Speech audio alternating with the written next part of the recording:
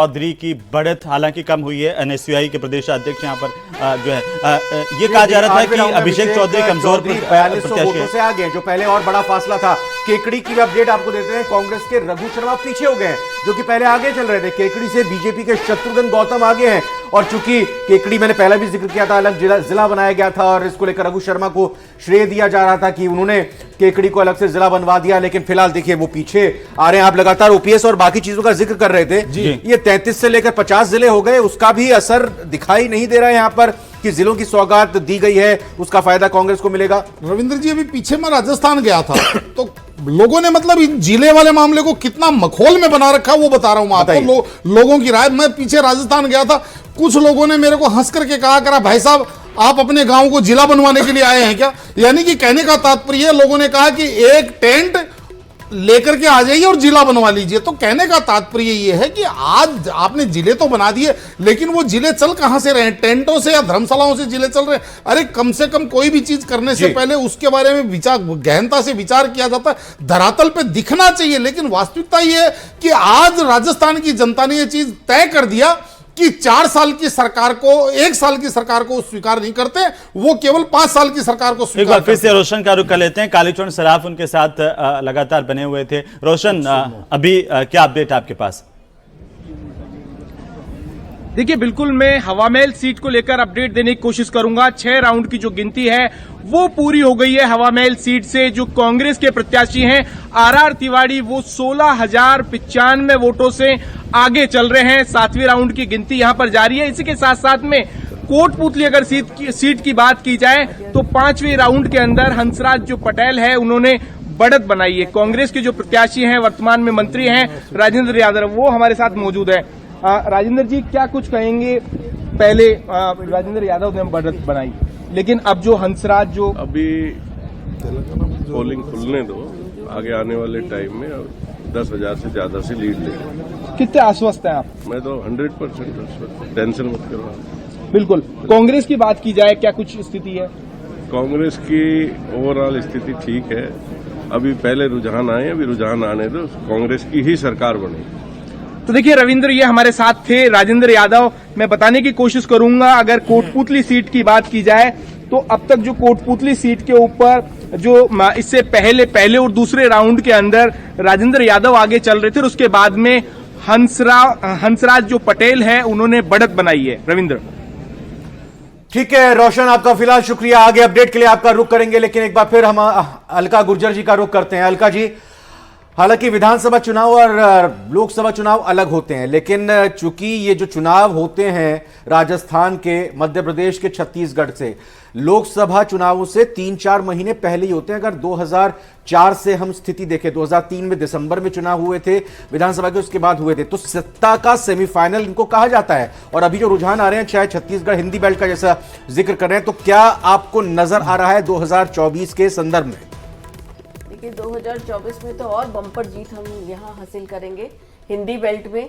और जैसे बहुत अच्छी बात पोद्दार साहब ने अभी कही कि ये दर्शाता है कि जनता ने परिवारवाद और जो ये तुष्टीकरण की राजनीति करने वाली पार्टीज हैं, इनको पूरी तौर से नकार दिया है। ये फ्री बीज का लालच देकर जो ये जनता को भरमाने का प्रयास करते हैं, और जो 4.5 साल काम नहीं करके लास्ट के 6 मंथ्स में घोषणावीर जो बनते हैं, उनको पूरी तौर से जनता नकार चुकी है। और ये लोकतंत्र के लिए भी शुभ है, और राजस्थान के लिए और उत्तर भारत के लिए भी शुभ है।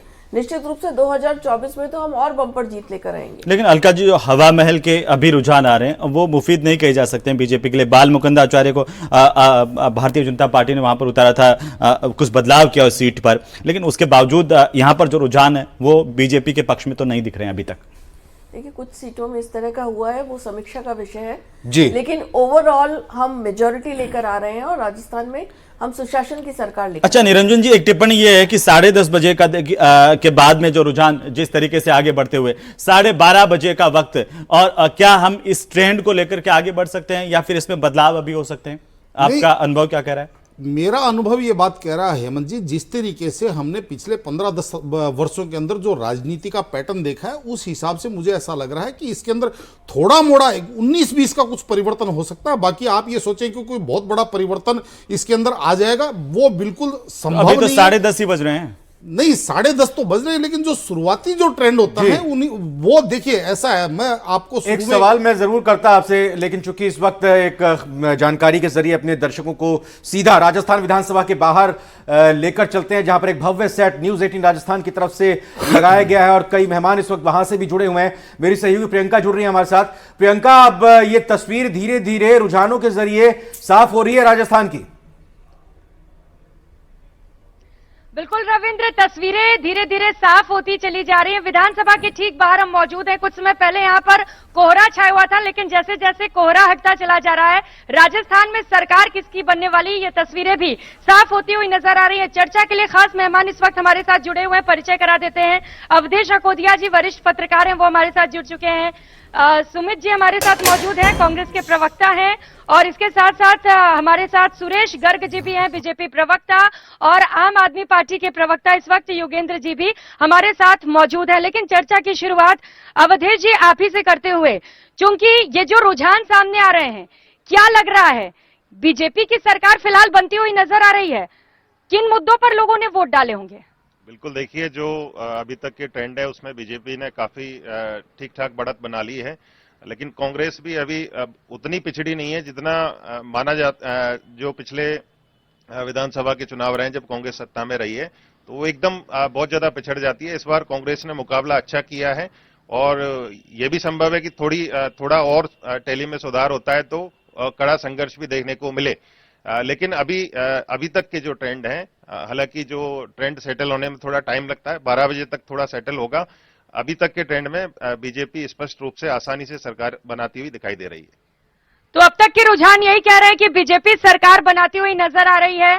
सुमित जी अभी भी वही बात कहेंगे, रिवाज बदल डालेंगे? बिल्कुल, अभी मैं आपको पिछले हिमाचल प्रदेश चुनावों का याद दिला देता हूं कि 11 से 12 बजे तक बीजेपी का जो शिमला में मुख्यालय है वहां पे पटाखे चला रहे थे बीजेपी के कार्यकर्ता। ट्रेंड बदला, कांग्रेस ने सरकार बनाई। 12 बजे बाद इस प्रदेश में भी, इस विधानसभा में भी कांग्रेस का मुख्यमंत्री जल्दी से जल्दी शपथ लेने आएगा और इसमें कोई दो राय नहीं है कि हमारी जो नीतियां थी, जनहितकारी नीतियां, वो कहीं ना कहीं काम कर रही है और जनता हमें वोट देने के लिए, आशीर्वाद देने के लिए निकली है और हम स्पष्ट बहुमत की सरकार, तो स्पष्ट बहुमत के साथ सरकार बनाएंगे, ये अभी भी दावा है कांग्रेस का। सुरेश गर्ग जी, कांग्रेस तो अभी भी दावा कर रही है, लेकिन बीजेपी कार्यालय में ढोल नगाड़े बजने लग गए हैं। प्रियंका जी, निश्चित रूप से भारतीय जनता पार्टी पूर्ण बहुमत से सरकार बना रही है। मैं बता रहा हूं कि 125 से ज्यादा सीटें भारतीय जनता पार्टी लेके आ रही है। पिछले 5 साल से जो राजस्थान के अंदर भ्रष्टाचार हुआ, पावर सेक्टर के अंदर आपने देखा होगा किस तरह से रिटायर्ड अफसरों को पैसे लेकर रिटायर्ड अफसरों को लगाया और किस तरह से भ्रष्टाचार पावर सेक्टर में किया। पावर सेक्टर में इस तरह से बिजली की दरें 5.5 रुपए से 11 रुपए 90 पैसे बढ़ाई है। ये रिटायर भ्रष्टाचार का मुद्दा काम कर रहा है या जैसा कि कांग्रेस कह रही है कि ध्रुवीकरण की कोशिश की गई? राजस्थान में भ्रष्टाचार का मुद्दा और 70 लाख युवाओं के साथ इन्होंने जो ठगी की है, वो सब जनता, युवा जो है वो भारतीय जनता पार्टी के पक्ष में वोट दे रहे हैं। जिस तरह से भ्रष्टाचार राजस्थान में 5 साल तक चरम सीमा में बजा, उसकी वजह से भारतीय जनता पार्टी और नरेंद्र मोदी जी की पिछले 9 साल से जो पूरे राष्ट्र के लिए जो नीति चल रही है, 10वीं अर्थव्यवस्था से 5वीं अर्थव्यवस्था भारतीय जनता पार्टी के नरेंद्र मोदी जी लेके आए हैं, तो वो उन सब चीजों को देखते हुए भारतीय जनता पार्टी की सरकार राजस्थान के अंदर पूर्ण बहुमत से आ रही है। तो अभी भी दावा, जैसा कि आप रविंद्र सुन रहे होंगे, दोनों ही पार्टियों की ओर से किया जा रहा है कि सरकार तो हमारी बन रही है। खैर कुछ ही समय में तस्वीरें भी साफ होंगी और पता चलेगा कि किसके सर सजेगा जीत का ताज। योगेंद्र जी, देखिए, दोनों दलों में से किसी की भी जीत हो, सरकार कोई भी बनाए, हम रिक्वेस्ट सिर्फ इतना ही करेंगे, पहले बधाई देंगे दोनों में से जो जीतेगा उसको, और रिक्वेस्ट इतना करेंगे कि जो चुनाव घोषणा पत्र है उसको 24 घंटे अपने हाथ में रखें, फिर जनता की तरफ देखें और देख करके सुनिश्चित करें कि अगले 5 साल तक उस चुनावी घोषणा पत्र का एक एक वादा पूरा होना चाहिए। और अगर वादा पूरा नहीं हुआ तो मैं आपको यहां पर वादा करके जा रहा हूं कि यह हमारा वादा है कि हम वादे को पूरा करने के लिए सड़क पर उतरेंगे, मजबूर करेंगे और जनता के आवाज बनकर बड़ी आवाज यहां पर निकलेंगे। और अगले जब चुनाव आएंगे तब आपको मालूम चलेगा कि आम आदमी पार्टी सबसे बड़ी आवाज राजस्थान की बनकर उभर रही है।